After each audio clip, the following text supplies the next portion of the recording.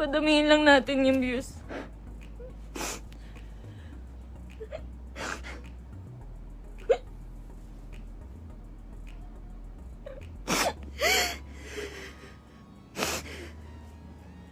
Magsasalita na po ako. Magsasalita na po ako. Padamihin lang po natin yung views.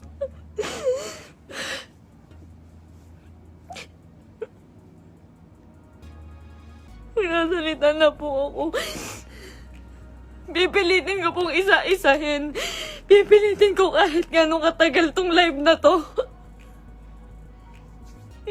Iisa-isahin ko po ang panggagago sa akin ni Merc. Ni Christian Merc Gray.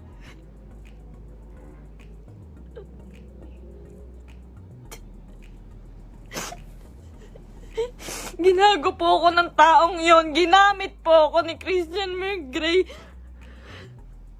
Lahat po ng nangyayari sa lahat ng video namin, mula umpisa hanggang ngayon, scripted.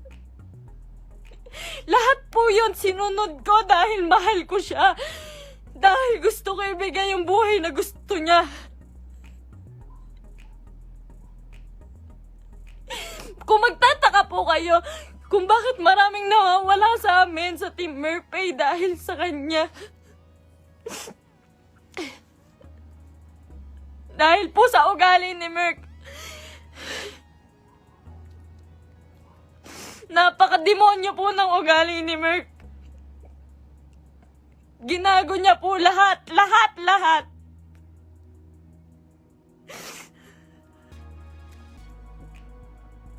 Ito po. Ito na. Umpisa ko na po. Alam niyo po, nag-umpisa kami sa... Nung galing po siya sa Brusco. Galing po si Merc sa Brusco. Hindi po ako yung dahilan ba't siya nawala doon. Ayaw niya pong mabawasan yung perang kikitain niya dahil po alam niyang malaki. Siya po ang pinakamalaking may kita sa Brusco. Siya po ang may pinakamalaking kita. Yung ibabawas na 5% doon, sa pera ni Merc siguro mababawas doon 16,000.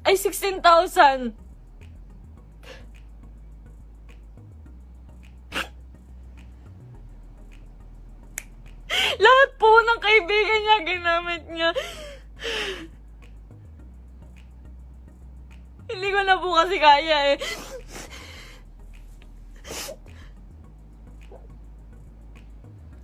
Sobra po yung ginawa ni Merc. Sobra. Hindi ko na po kaya. Pasensya na po kayo.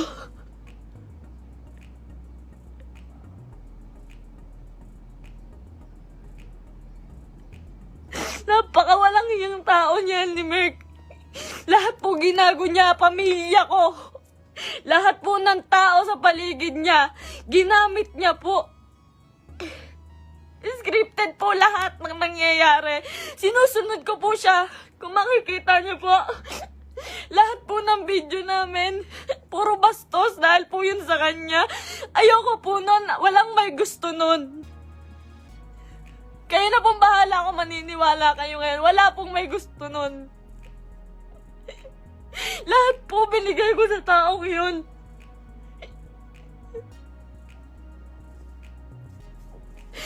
Lahat po ng panggagamit sa katawan ko, lahat po ng pagpapakita ng kung ano sa katawan ko, siya po ang may gusto nun. Nagagalit po siya pag aayaw ako. Ang sasabihin niya, para sa atin to. Para sa atin to. Pero hindi ko naramdaman dahil po, napakalaki po ng kinikita ni Merc. Wala po siyang binibigay sa akin. Kung sasabihin niyo po na pera lang ang habol ko sa kanya. Kung makikita niyo po yung bahay namin, hindi niya po napagawa yun. Hindi niya po pinagawa yung bahay namin. Uunahin niya pa po yung iba. Sa laki ng kinikita ni Merc, sa milyon ang kinikita niya sa isang buwan. 5,000 lang po ang binibigay sa akin yan, pati kay mama. Sa magulang ko po, 5,000 lang po, isusumbat niya pa. Mumurahin niya yung magulang ko.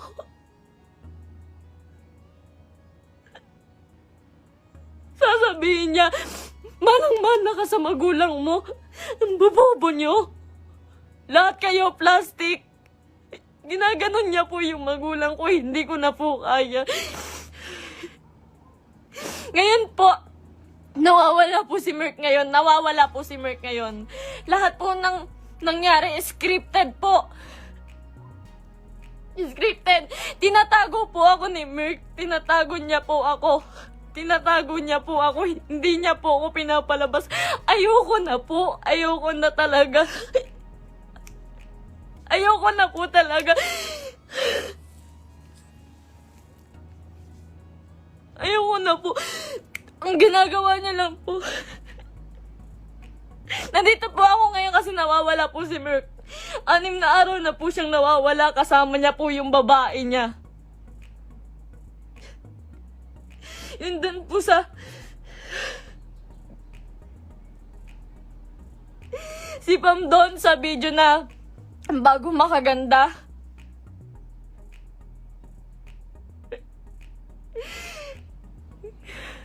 Huwag niya po sisihin yung kambal doon, si Chen Chen tsaka si Tantan. Yung Centeno twins po, huwag niyo po silang sisihin doon. Dahil utos po ni Merk lahat yun. Ako po, hindi ko na po kaya si Merk. Demonyo na po yung utak niya. Sobrang bukang pera. Sobrang bukang pera ni Merk. Lahat ng tao ginagago niya.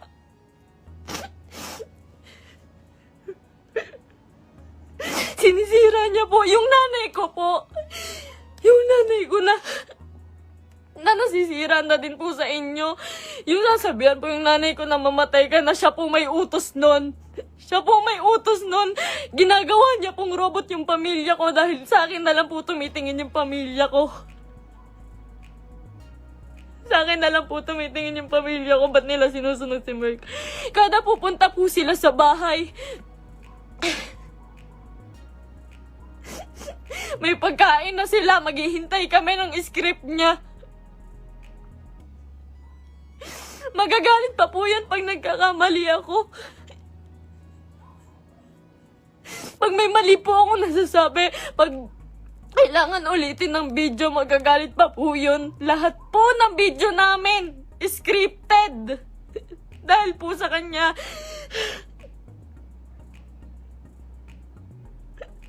Sobrang abusado. May babae po si Merk ngayon. Yung babae nga, yung Pam po. Grabe, Merk. Pinatulan niya pang, may anak na po yun. May anak na. Sabi niya. Sabi ko nun, Mahal, baka naman papatulan mo yan. Baka naman totoohanin mo. Sabi niya nun, hindi. Kamukha yan ng ex ko. Hindi ako papatol dyan. Ginagago niya yung babae sa akin. Sinisira niya. Sabi niya, tanginang mukha yan. Papatulan ko ba yan? May anak na. Ginaganon niya yung babae. Ngayon, nandun siya.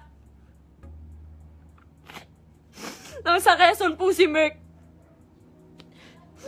May katibayan po ko. Lahat po. Lahat. Kahit sa chat, kahit yung babae. Nahuli ko po kasi dahil po dun sa post ng babae. Nag-post po yung babae. Nakasama po yung sasakyan namin. Tapos yung cellphone ko po, nagla-login po yun sa Quezon.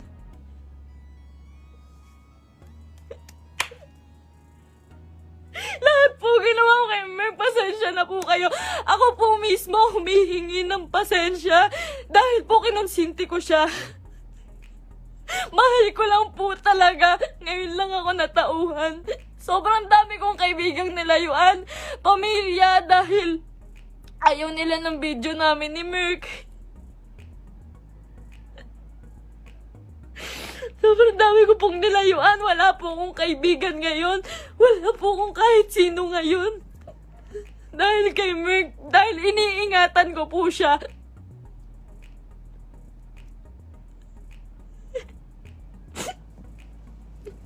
Kaya totoo po yung sinasabi niya, scripted lahat sa amin. Scripted lahat ng buhay na binigay sa akin ni Merk. Lahat po ng pera niya sa kanya lang po. Sa laki po ng pera niya, nagkakautang pa po siya. Sobrang samang tao. Ultimo shampoo namin, sabon namin, ako pa bumibili. Grabe po pambabastos sa akin ni Merk. Hindi niya po ako nirespeto.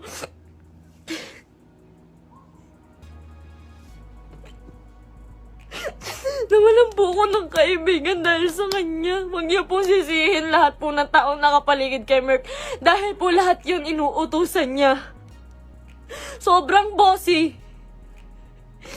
Hindi niya naman po pinapalamon.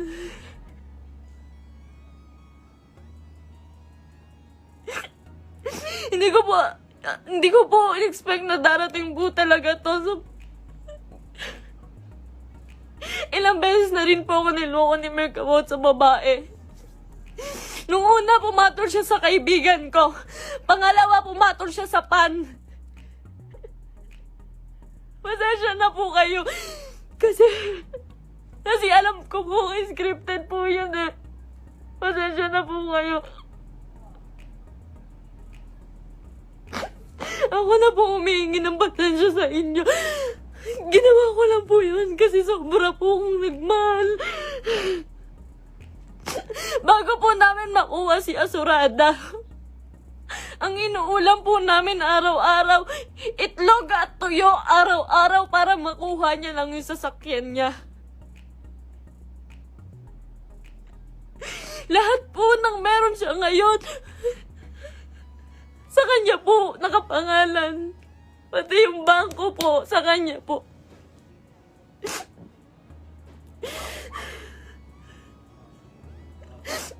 Paghihingi po ako sa kanya, hindi po yun magbibigay. Ultimo sarili kong damit, ako pa bumibili. Sa isang buwan po, 5,000 lang ang binibigay niya sa pamilya ko. Tapos susumbatan niya pa. Lahat daw binigay niya sa akin. Yung singseng, sabi niya, 170K daw po yun. Malaman-laman ko, 30,000. Yung tatay ko, binastos niya. Binastos niya yung tatay ko. Hindi po siya nagpaalam sa tatay ko na magpropose siya. Nung time na yun po, hindi po maganda yung nangyari. Yung proposal po. Hindi po ako naniniwala sa proposal na yun dahil po, alam ko na hindi totoo, na para lang yun sa video. Lahat po kay Merk hindi totoo.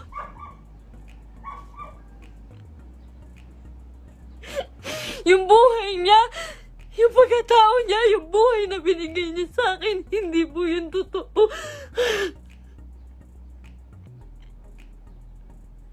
Lahat po ng kaibigan niya na malalapit sa kanya, ginago niya po lahat yun.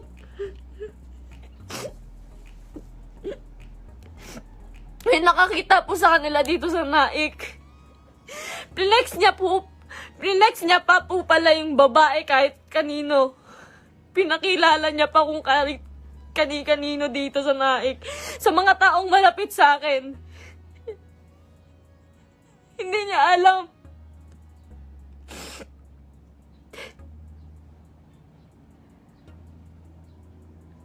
Grabe po yung ginawa sa akin. 3 years. 3 years po akong nagtiyaga. Isang buwan po akong nakakulong. Isang buwan po akong nakakulong sa kwarto.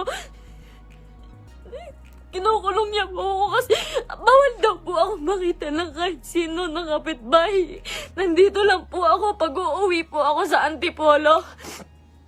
Madaling araw niya po ako iuuwi doon para walang makakita sa akin.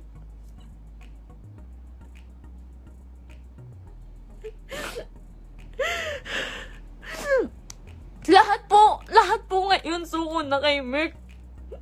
Nung isang araw po nasa ospital ako kasi nagtake po ako ng anxiety. Sobrang depressed na po. Sobrang depressed na po. Hindi niya alam yun. Hindi niya alam na naghahanap ako sa kanya. Kahit saan naghanap po ako. Naghahanap ko siya eh. Kasi mahal ko po siya eh.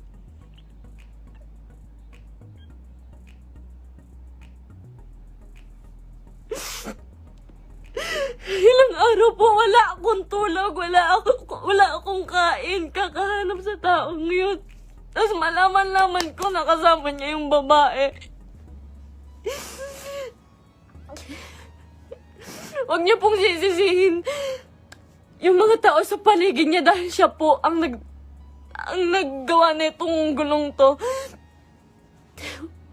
Huwag niyo sisisihin si Kuya Mark, yung Centennial Twins. Kahit sino.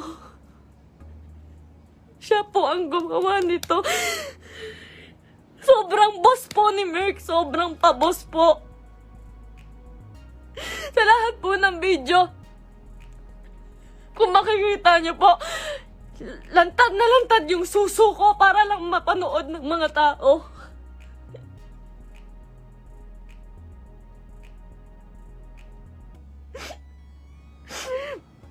Para lang panoorin niyo, para lang magkapera siya. Lahat po ng taong nawala po sa amin, hindi ko po masisisi. Eterners TV, Brusco, Arnold, Tatay Onin. Marami pa pong nawala sa aming mga kaibigan dahil po sa kanya. Dahil hindi po nila kaya. Hindi po nila kinakaya si Merk. Nagmahal lang po ako. Pasensya na po. Pag mag-short film po kami, magkamali lang po ako ng unti. Nangina naman mahal, galingan mo naman. Pati po pagkapahulog ko po sa hagdan, hindi po yun totoo. Ang sakit po ng katawan ko nun pagtapos.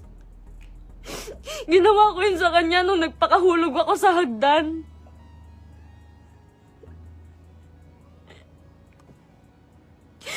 May mga pasa po ko lagi pag may nangyayaring hindi magandang prank. Lagi po ako nagkakasugat, nagkakapasa dahil po sa ginagawa namin. Hindi po ako nanghingi ng kahit piso kay Merk. Hindi po ako nanghingi ng kahit piso kay Merk. Hindi po.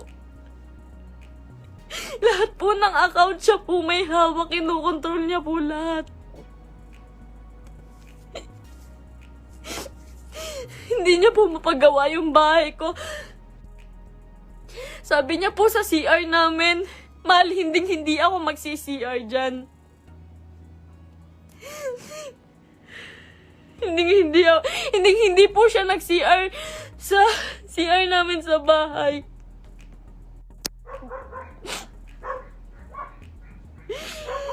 Pero hindi niya po yun mapagawa. Tinitiis niya po yun. Kayo na pong bahala kahit hindi na po kayo maniwala. Hindi ko po kayo masisisi. Kasi lahat ng ginawa ni Merk, hindi totoo yun. Wala nang totoo kay Merk. Mahal na mahal ko yun. Ang dami kong ginawa para sa kanya. Alam po yan ang mga totoong kaibigan namin. Alam po nila yung gaano ako nagsasakripisyo araw-araw. Napakarami niya pong pera, pero ang dami niya rin pong utang. Hindi ko na po alam kung saan niya pinupunta yung mga pera. Kung makikita niyo naman po kasi sa mga video namin, wala po talaga akong hawak na may mga pangalan na damit, may pangalan na sapatos. Lahat po yun ako lang po. Uutang pa po ako sa ibang tao, magkapera lang. Lagi po akong umuutang sa ibang tao, magkapera lang.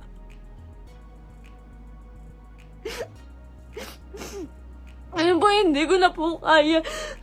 Hindi ko na rin po talaga kinaya. Wala pa po akong tulog kain. Na-hospital pa po ako. Hindi po ako nagmamakaawa sa inyo. Wag po kayong maaawa sa akin. Gusto ko lang naman po sabihin sa inyo yung totoo. Kasi ayoko na pong may mga taong masaktan. Ayoko na pong... Hindi ko po kasi talaga kaya yung mga bash. Hindi ko po yun kaya. Nag-aaral po ako noon. Pinatigil niya po ako sa pag-aaral para lang po sa video. Yung pangarap niya po yung sinunod namin eh. Yung pangarap niya, tinabi ko na po yung pangarap ko. Grabe yung sakripisyo ng pamilya ko. Grabe. Sasabihin niya, yung nanay mo, plastic. Yung nanay mo, sa Cebu po. Sa Cebu, hindi siya nahiya. Hindi po siya nagbigay ng kahit ano, na kahit piso lang doon sa tiniran namin. Iniwan niya po ako doon para lang po sa babae. Sabi niya po may sponsor. Iniwan niya po ako sa Cebu. Magkasama po kami doon isang araw po. Ang usapan po, 1 linggo po kami doon. Kasi po pupunta na po kaming Canada. Mas malaki po kasi yung kita sa Canada. Kaya po kami pupunta ng Canada, pero hindi ko na po kaya.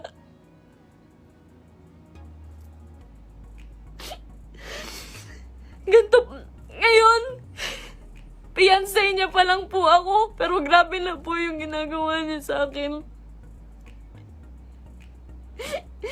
Sobrang mukhang pera ni Merk.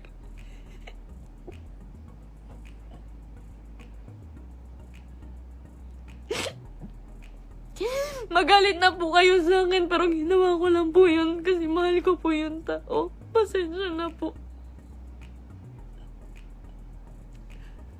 Pasensya na po.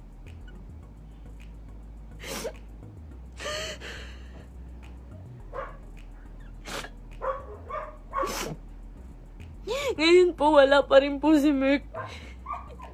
6 na araw na po siyang nawawala. Pinabayaan niya po ako mag-isa nang walang pera. Wala po akong hawak na pera. Pinabayaan niya po ako. Iniwan niya po ako. Ang dami ko na pong utang ngayon kasi po wala akong hawak na pera. Tapos hahanapin ko siya.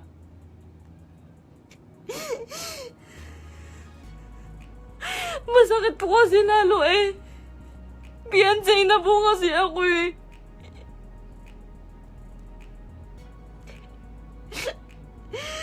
Sobrang pasensya na po sa inyong lahat. Sobrang pasensya na po. Mahal ko lang po yung tao. Pero ngayon po suko na po ako. Pagod na po ako. Pagod na ako.